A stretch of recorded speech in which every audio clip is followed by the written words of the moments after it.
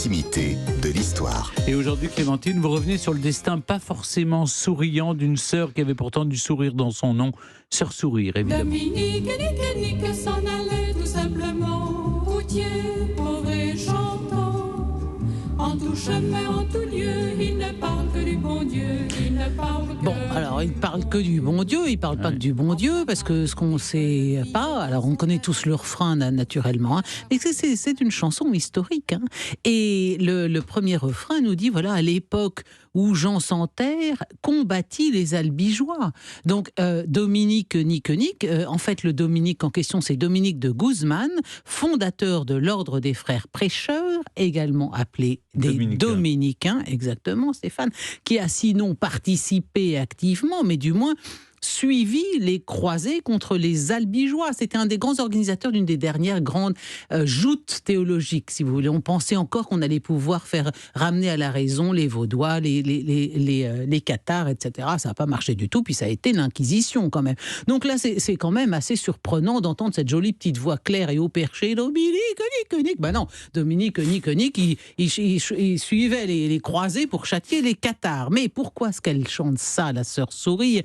C'est parce qu'elle-même est dominicaine, Jeanne-Paul-Marie Dekers. Et voilà pourquoi elle a écrit... Elle était belge, non ? Elle était belge, exactement. Voilà pourquoi elle a écrit ce titre. Hein.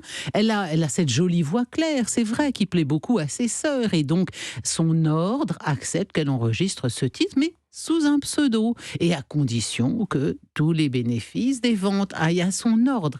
C'est ce qui va se passer. Donc elle prend ce pseudo de Sœur Sourire, son titre Dominique Nique sort en 62, et ça cartonne, mais dans des proportions inimaginables aujourd'hui. Ah si, il y a eu quand même quelques succès de formation religieuse régulièrement, il en sort comme ça. Il y a eu des prêtres là, qui ont chanté encore récemment. Qui avaient une très belle voix. Mais tout de suite, ce titre se classe parmi les meilleures ventes dans de nombreux pays d'Europe et va être diffusé et cartonné aux États-Unis, malgré des paroles en français. Il faut le faire quand même. Pendant un mois, en décembre 63, il est numéro 1 d'un classement intitulé Billboard Hot 100, les 100 meilleures musiques du moment. C'est un véritable exploit.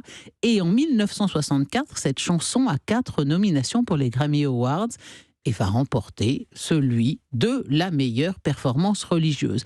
Alors, évidemment, pour Jeanne-Paul-Marie Dekers, Sœur Sourire, c'est évidemment très, très troublant, très déstabilisant, cette notoriété soudaine, surtout qu'elle, à ce moment-là, et donc appartient à cet ordre des dominicaines. Donc, elle va quitter son ordre en 66 et tenter une carrière solo, sous d'ailleurs son vrai nom. Son vrai nom, c'est Luc Dominique. Mais voyez, ce nom-là, qui a quelque chose d'un petit peu androgyne, oui, masculin, ça, masculin, ça ne va pas passer. Mais en fait, c'est non pas son ordre. D'ailleurs, c'est son contrat avec Philips qui lui interdisait d'utiliser ce pseudo que, de toute façon, on le trouve complètement ridicule. Hein. C'est vrai, c'est un peu cucu, Sœur Sourire. Alors, sous le nom de Luc Dominique, elle tente une carrière solo, je le disais, avec des chants très engagés, parce qu'elle a rompu avec l'Église. Et puis elle va découvrir son homosexualité, elle va vivre avec une femme. Donc là, on sent qu'elle a fait un peu son coming out, elle en a ras-le-bol de l'Église, et donc tout ce qu'elle compose, c'est évidemment très engagé, je le disais, contre l'Église catholique et le conservatisme. Elle écrit le conservateur, contre le patriarcat, elle écrit une chanson intitulée Le temps des femmes, et tenez-vous bien, elle compose même une chanson sur la contraception intitulée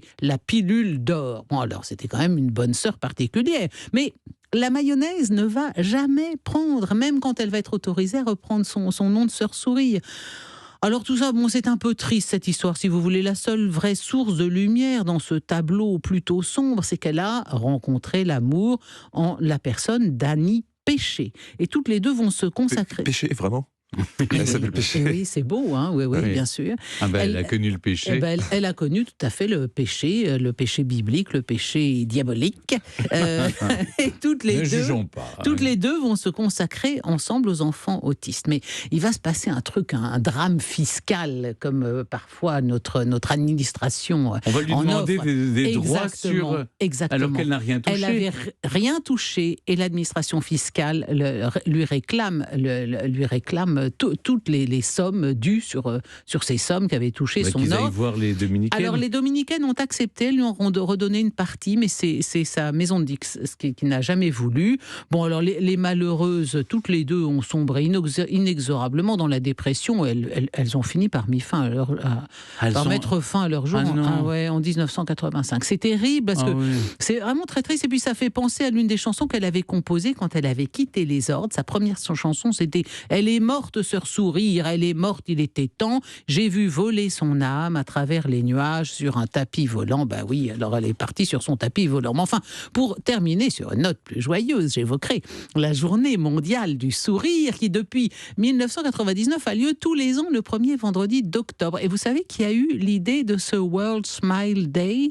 Eh bien, c'est un monsieur qui faisait de la pub pour une société d'assurance et il avait eu l'idée de ce personnage souriant, le smiley, et il n'a pas eu l'idée du tout de protéger sa création. Et du coup, c'est un autre, mais je crois que David a dû nous le raconter, ça. C'est un journaliste français, Franklin Loufrani, qui 10 ans plus tard a déposé le smiley à l'INPI et il est devenu richissime. Alors, est-ce que Harvey Hall a versé toutes les larmes de son corps tous les premiers vendredis d'octobre jusqu'à sa mort à 79 ans en avril 2001? Eh bien, pas du tout, figurez-vous. Lui n'avait touché que $45 pour sa création. Il déclarait n'en ressentir aucune amertume.